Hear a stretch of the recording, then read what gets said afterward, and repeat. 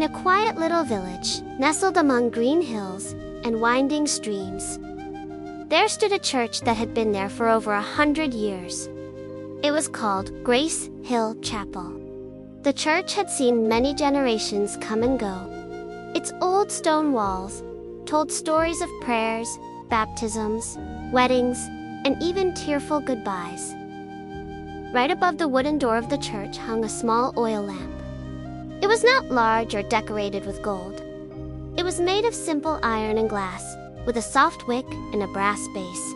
Yet, it had one very important job: to light the path to the church door every night. The lamp had been there for many decades. Every evening, the church caretaker, Mr. Benson, would climb a small stool, open the lamp's lid door, and carefully fill it with oil. He would then light the wick, and the flame would slowly grow into a soft, welcoming glow. As the sun set and the village grew dark, the lamp shone faithfully. People passing by could see the church door because of its light. Some even stopped to pray on the steps. The lamp loved its job. Though it was just a small object, it knew it was helping people find their way to God's house.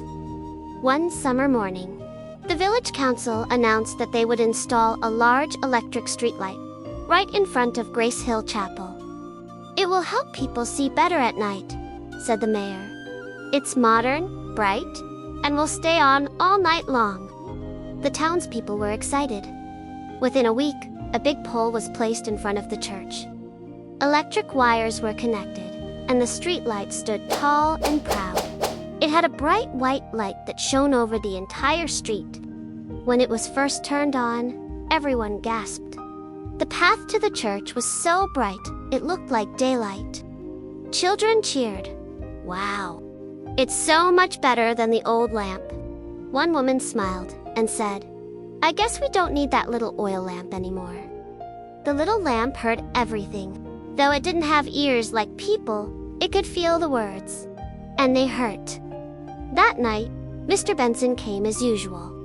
He climbed up to fill the lamp with oil, but this time, he paused. "Maybe they're right," he murmured. "Maybe this old lamp isn't needed anymore." He looked at the bright electric light above, and then at the little lamp he had cared for so many years.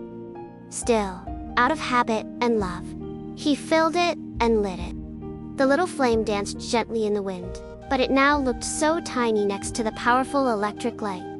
The lamp began to doubt its purpose. "What use am I?" it thought. "I'm small. My light is dim. Maybe I should stop trying." A few weeks passed.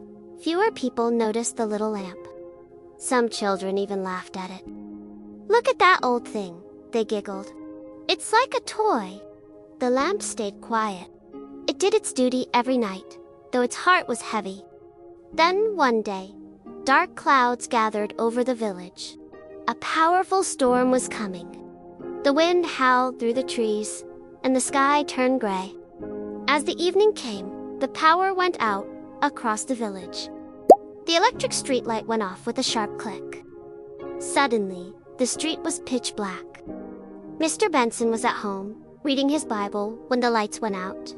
He looked out the window and saw darkness everywhere. "Oh no!" he gasped. He rushed to the chapel, rain soaking his coat. He reached the door and realized he had forgotten to fill the little lamp that day. Inside the chapel, everything was dark. People who had come for evening prayer stood unsure on the steps. "We can't see the stairs," one old woman said, nervously.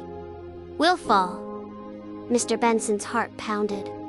He ran to the supply closet, grabbed a small bottle of oil, and rushed to the front door. With shivering hands, he opened the lamp's tiny door.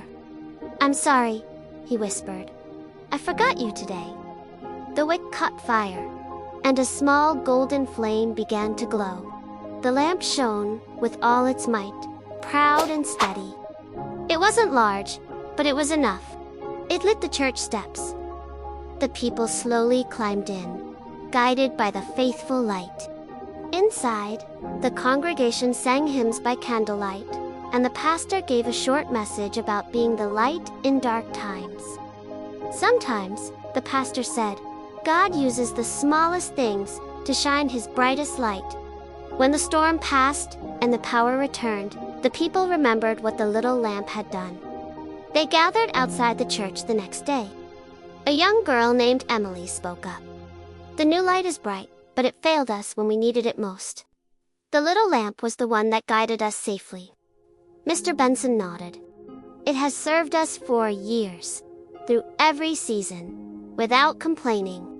The mayor smiled and declared, "Let the little lamp stay. It reminds us that faithfulness matters more than brightness." From that day on, the electric light remained, but so did the little lamp. It continued to shine each night, just as it always had, and it never doubted its worth again. Years later, the little lamp grew old. Its glass was scratched, and its frame rusted. Mr. Benson, now much older, still lovingly filled it with oil every evening. One night, as he lit the lamp, he said softly, "You may be small, but you have been one of God's greatest servants." That night, Mr. Benson had a dream. In it, he saw a golden room filled with light.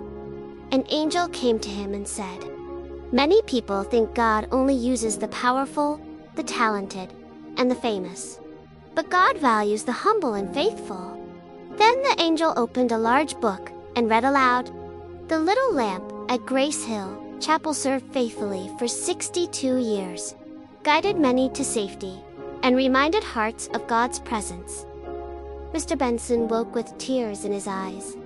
Eventually, the lamp could no longer work. But the people of the village didn't throw it away.